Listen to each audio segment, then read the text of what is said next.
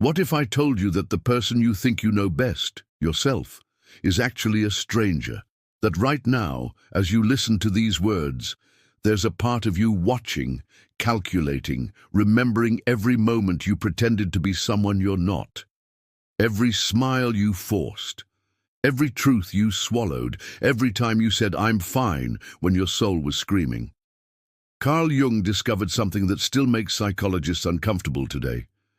He found that we don't have one self, we have many. And the one we refuse to acknowledge, the one we've spent our entire lives running from, that's the one that knows us better than we ever will. Picture this. You're at a family dinner, and someone makes a comment that hits you wrong. In that split second before you respond, something flickers across your face, a micro-expression of pure, unfiltered emotion. Then immediately you catch yourself. You smile, you laugh it off, you swallow whatever was really there. But that flicker, that moment before the mask came back up, that was your shadow speaking. Jung called it the shadow, not just our dark side, but our unacknowledged side. The repository of everything we've deemed unacceptable about ourselves, every emotion we've labeled as bad, every desire we've pushed down, every aspect of our personality we've exiled because it didn't fit the image we wanted to project. But here's what Jung discovered that changed psychology forever. The shadow isn't our enemy. It's our completeness. Until you make the unconscious conscious, Jung warned, it will direct your life and you will call it fate. Think about that for a moment. How many times have you wondered why you keep attracting the same type of toxic people? Why you sabotage yourself right before success? Why you feel empty even when everything looks perfect from the outside? Your shadow knows. It's been keeping score. Most people think their shadow is this evil, destructive force lurking inside them. But Jung understood something far more profound and disturbing. Your shadow isn't trying to destroy you. It's trying to complete you. Every single quality you've rejected about yourself, it's been collecting them, preserving them, waiting for you to be brave enough to reclaim them. Watch how someone reacts when they're criticized. Really watch. Do they defend immediately? Do they shut down? Do they attack back? That's not just a reaction. That's their shadow speaking. Your shadow reveals itself in the moments you think no one is watching. When you're stuck in traffic and someone cuts you off, that flash of rage that surprises even you, that's not out of character. That is your character, the part you've been hiding. It shows up in who you judge most harshly. Jung said we project our shadow onto others.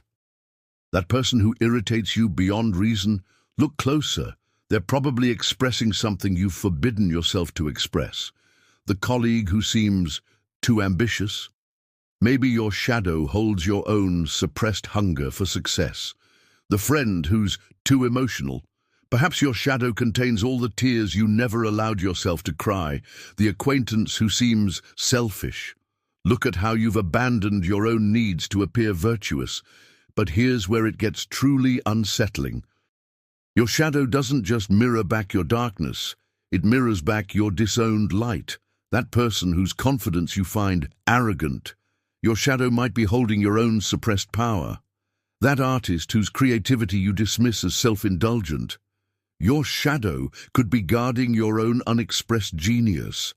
That friend who sets boundaries you call harsh.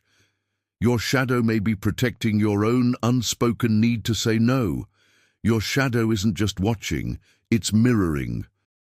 Every judgment you make about others is a confession about yourself. Think about the last time you were truly yourself, not the version of yourself you think others want to see, not the professional you or the family you or the social media you, just you. Can you even remember what that feels like? Most people can't, because we've been performing for so long, we've forgotten who we are beneath the performance. But here's the disturbing truth Jung uncovered. Your shadow doesn't just contain your darkness, it contains your power. Every quality you've suppressed to be good or acceptable, your anger, your selfishness, your wild creativity, your raw sexuality, your fierce ambition, these aren't just obstacles to overcome, they're sources of energy you've cut yourself off from. Jung realized that we don't just repress our vices, we repress our vitality. That's why you feel tired all the time, even when you've done nothing. That's why you feel like you're living someone else's life. That's why success feels hollow and relationships feel performative. You're not living as a whole person. You're living as a carefully curated version of yourself, and your shadow is holding everything real about you hostage. The most disturbing part? Your shadow has been protecting you all along.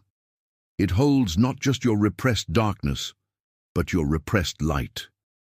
Your authentic power, your true desires, your real voice. Jung discovered that our psychological suffering doesn't come from having a shadow. It comes from being cut off from it, from living as half a person, from spending so much energy suppressing parts of ourselves that we have nothing left for actually living. When was the last time you felt genuinely angry about something that mattered to you? Not irritated, not frustrated. Truly, righteously angry. If you can't remember, your shadow is holding your fire. When was the last time you wanted something so badly it scared you? When did you last feel desire that made you uncomfortable with its intensity? If that feels foreign, your shadow is holding your passion. When did you last feel so creative, so alive, so authentically yourself that you forgot to worry about what others thought? If that seems like a fantasy, your shadow is holding your soul. Look at the people you admire most. What qualities do they have that you tell yourself you could never possess? That confidence, that boldness, that ability to say no without explanation? Your shadow contains all of this. Jung called this the golden shadow, the positive qualities we've rejected because they seem too big, too much, too threatening to our carefully constructed identity. You've been taught to fear your shadow. But what if it's not your enemy? What if it's your wholeness knocking, waiting to be integrated? What if the very thing you've been running from is the key to everything you've been searching for? Jung didn't advocate for becoming your shadow. He advocated for integrating it, for acknowledging it, for making the unconscious conscious. This doesn't mean acting on every dark impulse. It means recognizing that those impulses exist, understanding what they're telling you about your unmet needs, your suppressed truths, your authentic self. When you integrate your shadow, something remarkable happens. You stop projecting it onto others. You stop attracting people who carry your disowned qualities. You stop sabotaging yourself because you're no longer at war with parts of yourself. You become whole. Not perfect, whole. The anger becomes healthy boundaries. The selfishness becomes self-care. The ambition becomes authentic achievement. The darkness becomes depth. Integration means you stop fearing your own power. You stop apologizing for taking up space. You stop dimming your light to make others comfortable. You start living as the full spectrum of who you are. Your shadow has been waiting for you your entire life. It's been collecting every piece of yourself you've thrown away, keeping them safe, waiting for the day you're brave enough to reclaim them. Jung said, "I am not what happened to me. I am what I choose to become." But you can only choose to become whole when you acknowledge what wholeness actually means, when you stop running from the parts of yourself that scare you and start running toward the person you've always been beneath the mask. Your shadow doesn't know you better than you ever will because it's separate from you. It knows you better because it is you, the you that you've been too afraid to meet.